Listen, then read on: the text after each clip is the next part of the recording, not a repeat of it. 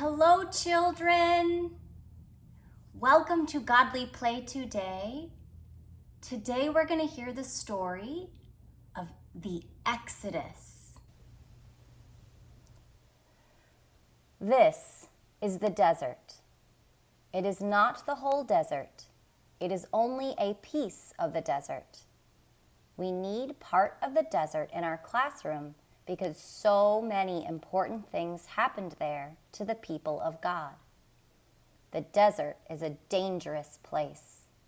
There is no food. There is no water. People die without food and water. Nothing grows there, so when the wind blows, the shape of the desert changes. People lose their way. The desert is a dangerous place. People do not go there unless they have to. It takes courage to go into the desert. The people of God were living in a place where the rains did not come.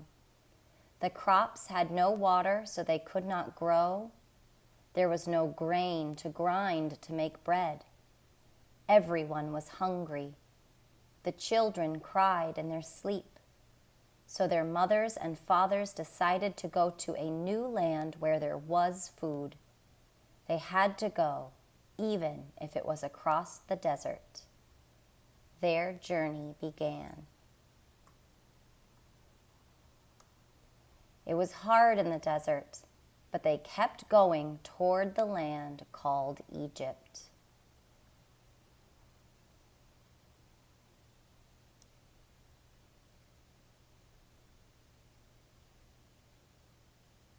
In the land of Egypt, the king was called a Pharaoh.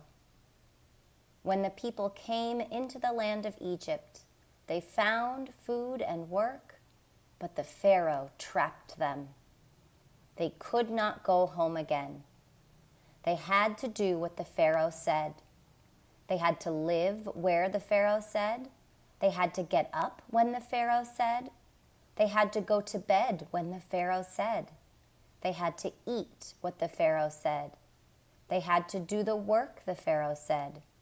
They had to do everything the Pharaoh said. They were slaves. One of the people, whose name was Moses, came to the Pharaoh and said, "Let my people go." The Pharaoh said, "No." Moses went back many times to tell the Pharaoh to let his people go, but the Pharaoh always said, "No."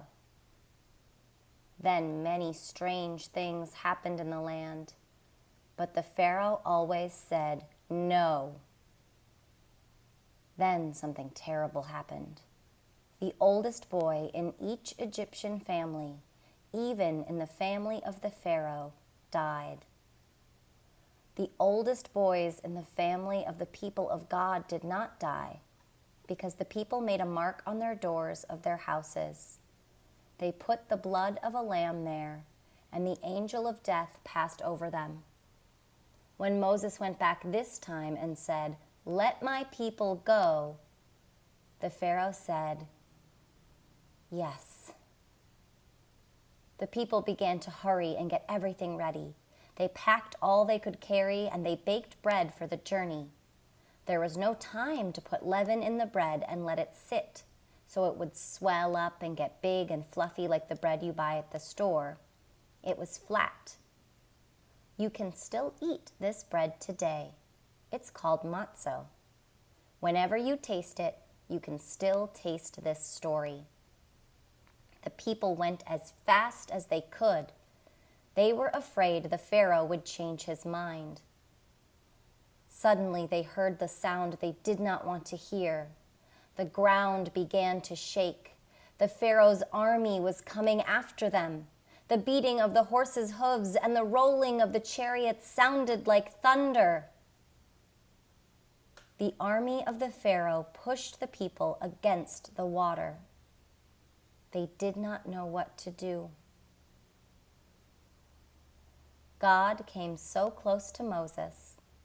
and Moses came so close to God that he knew how to take the people through the water into freedom.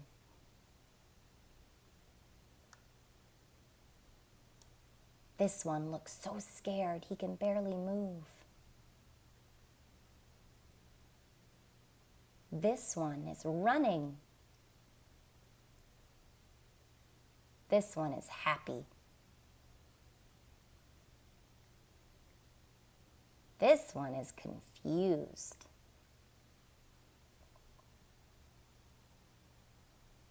When all the people were safe on the other side, the water closed behind them, and they were free. The army of the Pharaoh could not get them. Now all of the people were free on the other side.